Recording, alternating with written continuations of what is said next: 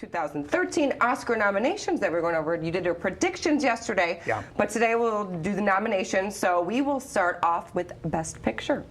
Well, I was, as you know, yesterday I predicted just about every single one of these. The one that I didn't predict was Amor, which is a foreign film from Austria and Germany, and it got 4 nominations. I didn't care for this movie. The lead actress in the movie was nominated, and her name is Emmanuel Riva, but Lincoln led the way with 12 nominations. It should. It is a tremendously historical, entertaining film. It's informative. It's got everything. It's got Oscar written all over it. And 12 nominations was warranted. Life of Pi was next with 11 nominations. And no acting nominations. Ang Lee got nominated, but no acting nominations. So these are mostly technical nominations. But I'm still surprised it got that many. I will say it's a beautifully shot movie. Next was Les Miserables, the musical, based on the stage musical, and Silver Linings Playbook, the modern comedy, which each split with 8. I thought Les Mis would do better. I thought overall it would get more nominations. Zero Dark 30 only got 5 nominations. When we break down the categories, I'll tell you why. I was a little surprised it didn't get more. Django Unchained with 5. That's about where I figured it would be. Argo with 7. Not so much am I miffed by the amount of nominations, but there was a gigantic snub, which we'll talk about in a minute. Beasts of the Southern Wild, in my opinion, does not deserve to be nominated. Some people, for whatever reason, loved it. I thought it was depressing. It dragged. I thought the little girl was good. She got nominated for Best Actress. We'll talk about her in a minute. And Amor, as I mentioned, with 4. So there you have it. But definitely deserving is Lincoln. And as I predicted yesterday, Ashley, the 4 sure bets were Lincoln, Zero Dark 30, Argo, and Les Miserables. Now, Silver Linings Playbook I knew also would be in there, right, but in my opinion, those 4 are the top 4 movies of the year. We move on now to the supporting roles. We'll first do Best Supporting Actor. This, I was right on target with this. This is the toughest category. Every single one of these nominees has won Oscars previously. In the case of De Niro, he's won both Best Actor for Raging Bull and Best Supporting Actor for Godfather Part 2. However, he's the only one that doesn't belong here. He's the only one that does not deserve this Best Supporting Actor nomination. I thought Leonardo DiCaprio and Samuel L. Jackson, who are both in Django Unchained, Quentin Tarantino's Django Unchained, deserved the nomination over De Niro. But Christopher Waltz did get nominated from the same movie, and he deserves it more than DiCaprio and Jackson because, in my opinion, he makes the movie. It is going to be extremely difficult to pick between Waltz and Hoffman. Alan Arkin for Argo, who's won before. Hoffman, of course, won Best Actor for Capote. And Tommy Lee Jones, who won for The Fugitive, but is fabulous as a legislator in Lincoln. These 4, and when I get back from vacation before the Oscars, I'll predict who will win and who I think should win. But between these 4, it's incredibly difficult to pick, Ashley. And moving on for Best Supporting Actor, the nominations for Best Supporting Actress. To me, this is a 2-woman race all the way between Sally Field and Anne Hathaway.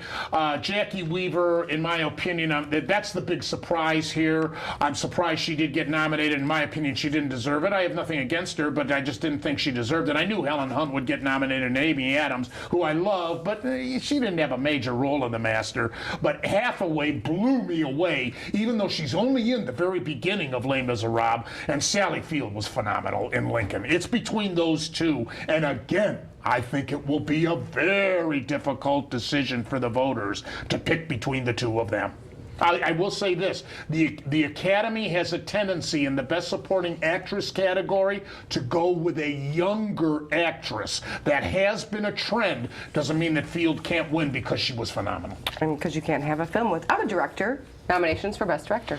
This is the category that is the most flabbergasting as far as snubs.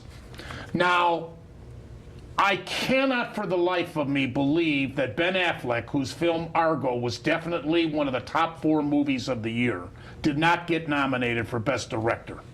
Also, this would have been Affleck's first nomination.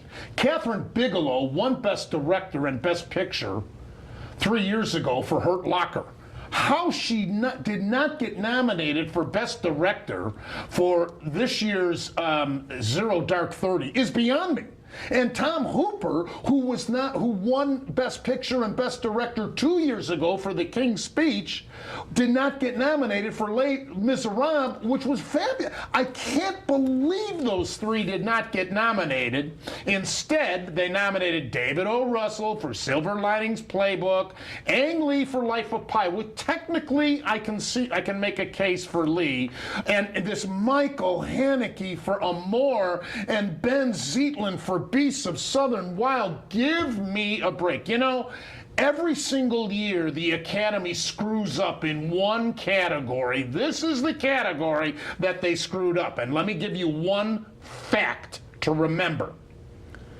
Only one time in the history of the Academy Awards, only once, has a movie won Best Picture without its director at least being nominated in the Best Director category.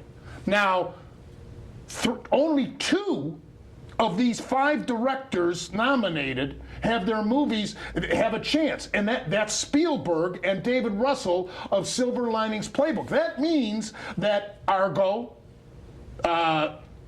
Zero Dark 30, and Les Miserables, the odds are against them winning Best Picture because their director did not get nominated in Best Director. And if you're curious what that year was and what that movie was, 1989, Driving Miss Daisy won Best Picture of the Year. Its director did not get nominated for Best Director. Oliver Stone won for Born on the 4th of July. And after the predictions for Best Actor and Actress, nominations for Actor first. Daniel Day-Lewis, obviously, he appears to be a shoo-in. He is Lincoln. That was a given. I didn't think Denzel Washington deserved to be nominated. I love Denzel Washington. I'm a huge fan. I just didn't think that his performance warranted a nomination, especially over John Hawkes, who was snubbed for The Sessions. Tremendous performance. I can't believe he didn't get nominated. And I didn't think that Anthony Hopkins would get nominated. However, I feel it's a big snub. He was Alfred Hitchcock in Hitchcock. Hugh Jackman was tremendous and deserves this nomination for Les Miserables. I wouldn't have nominated Bradley Cooper for Silver Linings Playbook. Hawkes and Hopkins definitely deserve it over him. And in my opinion, Washington deserves it over Cooper. But this is the chic, young, popular comedy this year, which didn't do anything for me. And Joaquin Phoenix deserves that nomination. He was fabulous in The Master. And last, but certainly not least, nominations for the Best Actress category. Okay, in this category, I have no problem with Naomi Watts. Jessica Chastain is, I think, the woman to beat in this category for Zero Dark 30 as the CIA agent.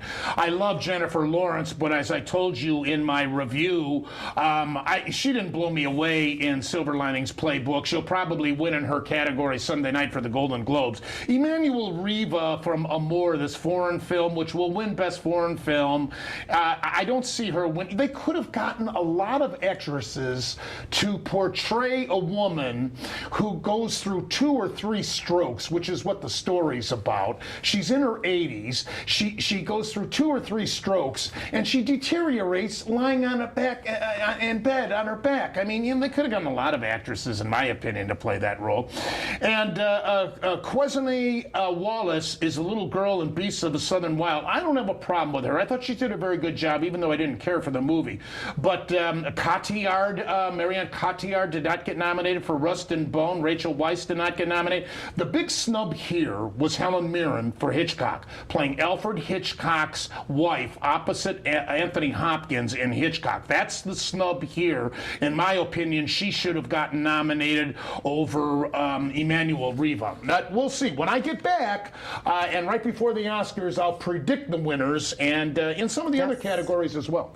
Yes, and we'll have this online. We post it on stohd.com as well as our Facebook and Twitter pages. You are off to vacation. I will not see you, but we do have a full slate of guest hosts next week, so we will continue to do our social spotlight segment every day with all of the guests. So get a little break from Bubble Room, whatever, Wednesday, and we can put everybody else on the spot for a week. Does that sound good to you? There you go. Have a good time. So enjoy your vacation, get some sun, and bring it back to us here in cold Ohio. Muchas gracias, señorita.